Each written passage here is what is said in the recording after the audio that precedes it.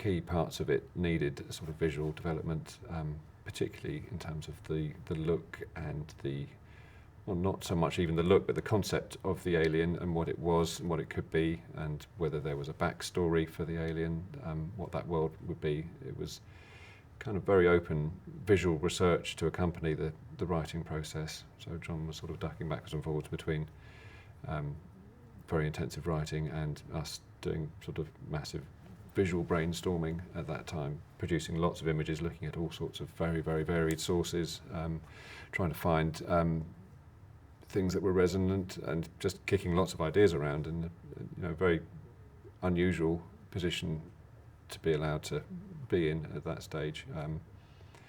It was ostensibly visual effects, but really it was sort of concept development and just sort of exploring things that didn't exist. The biggest challenge is to try and get inside the head of the director to find out what the director wants.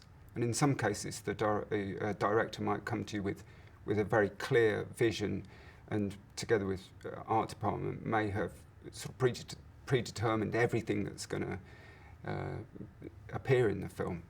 But that wasn't the case with Under the Skin, and that wouldn't be John's way of approaching things.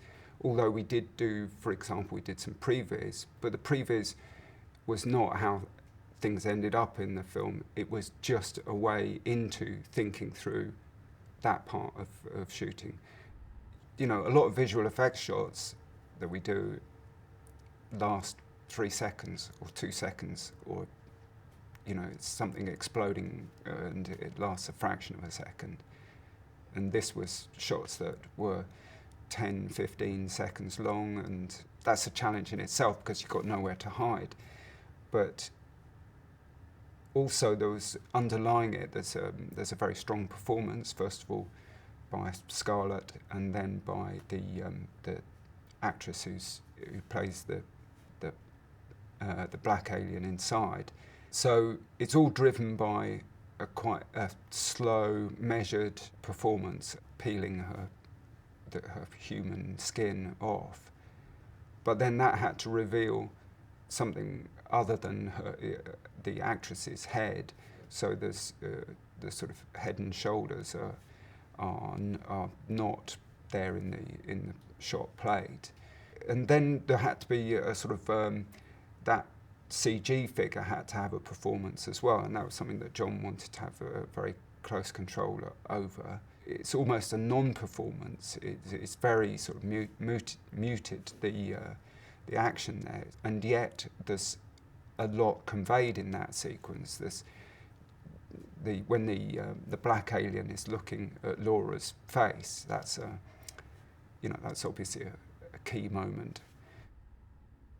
Some of it is real snow, some of the time.